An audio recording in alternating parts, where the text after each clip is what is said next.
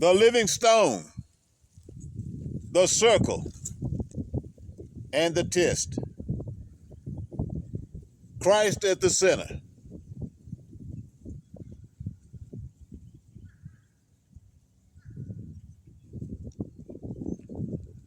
Today I'm standing outside this circle of 12 stones on my land because I want to show you something that Scripture makes absolutely clear. Christ is the center. Christ is the foundation. Christ is the living stone.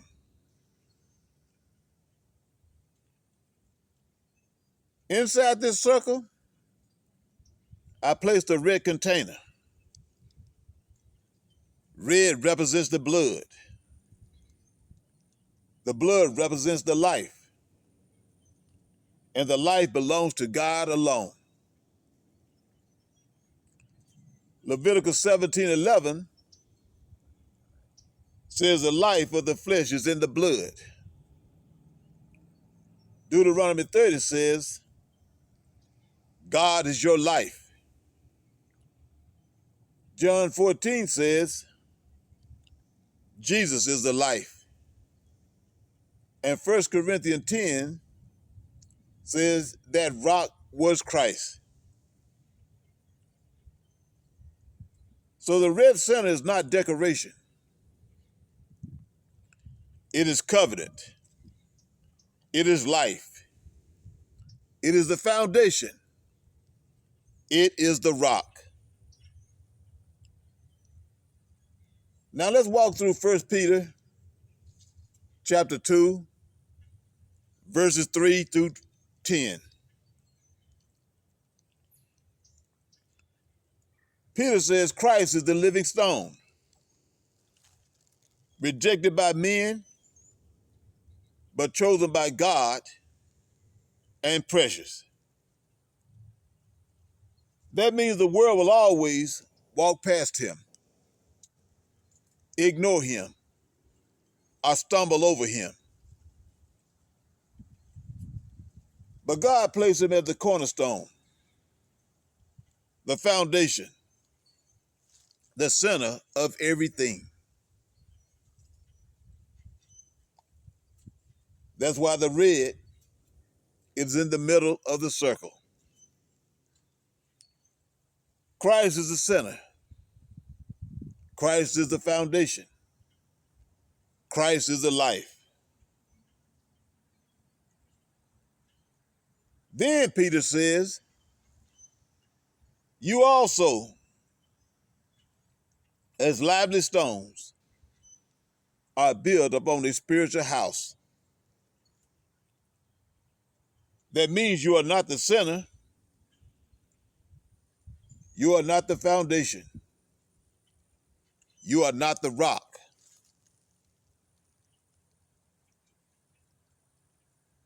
You are a stone in the house. You are a stone in the circle. You are a stone in the arrangement that surrounds the center. This is why I'm standing outside the circle today. Because the believer does not replace Christ. The believer surrounds Christ. The believer is built on Christ. The believer is aligned with Christ.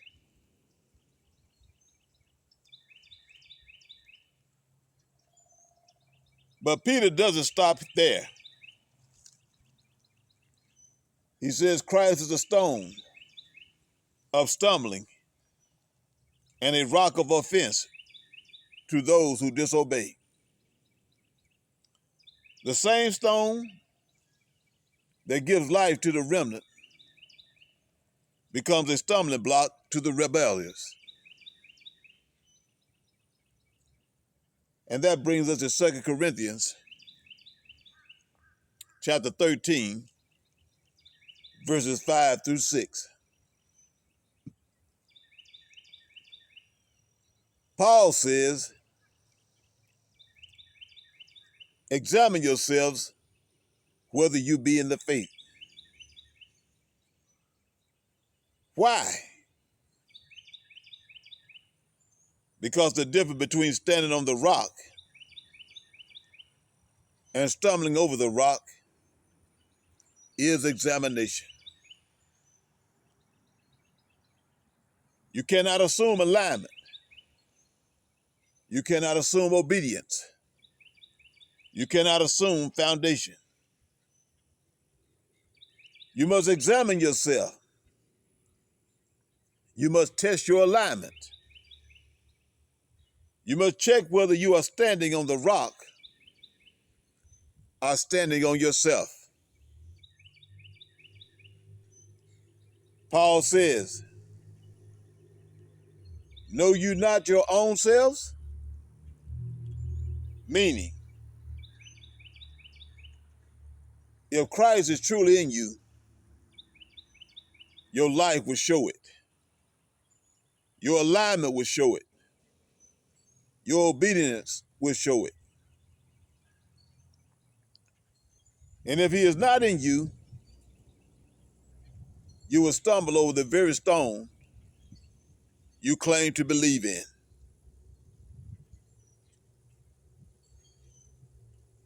Now let's bring it in to 1 John chapter 4, verse 1 through 6. John says, test the spirits. Why? Because not every voice points you to the center. Not every teaching points you to the rock. Not every spirit acknowledges Christ as the foundation. John said the Spirit of God confesses Christ. The spirit of error denies him. And the world listens to the spirit of error because it speaks their language.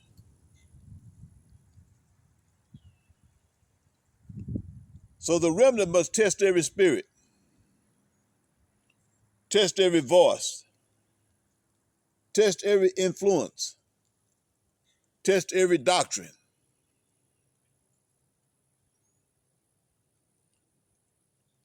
Because only one spirit leads you to the center. Only one spirit aligns you with the rock. Only one spirit builds you into the spiritual house. So here's the picture. The 12 stones represent the people of God. The red center represents the life of God. And the arrangement represents the order of God. Christ in the center, the remnant around him, the covenant holding everything together. But the only way to stay aligned with the center is to examine yourself and test the spirits. Examine yourself. That's 2 Corinthians 13. Test the spirits. That's 1 John 4. Align with the living stone. That's 1 Peter chapter 2.